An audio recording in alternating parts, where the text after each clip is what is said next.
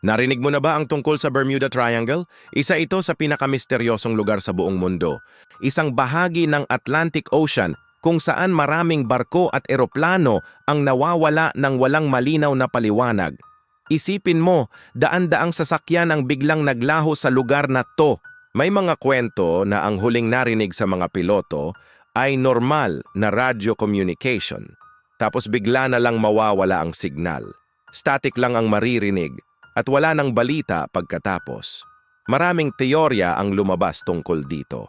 May nagsasabi na dahil daw sa malalakas na bagyo, magnetic anomalies sa lugar, o kahit alien activity. May iba pa ngang nagsasabi na portal daw ito patungo sa ibang dimension. Kahit ilang dekada na ang lumipas, hanggang ngayon, misteryoso pa rin ang Bermuda Triangle. Walang makapagbigay ng tiyak na sagot kung ano ba talaga ang nangyayari doon. Kaya nga curious ako malaman, kung bibigyan ka ng pagkakataon na dumaan sa Bermuda Triangle, tatanggapin mo ba? I-comment ang sagot mo sa ibaba. Kung gusto mo pang malaman ang iba pang mga misteryosong kwento tulad nito, i-follow ang Sa Dulo ng Kwento. Salamat sa pakikinig.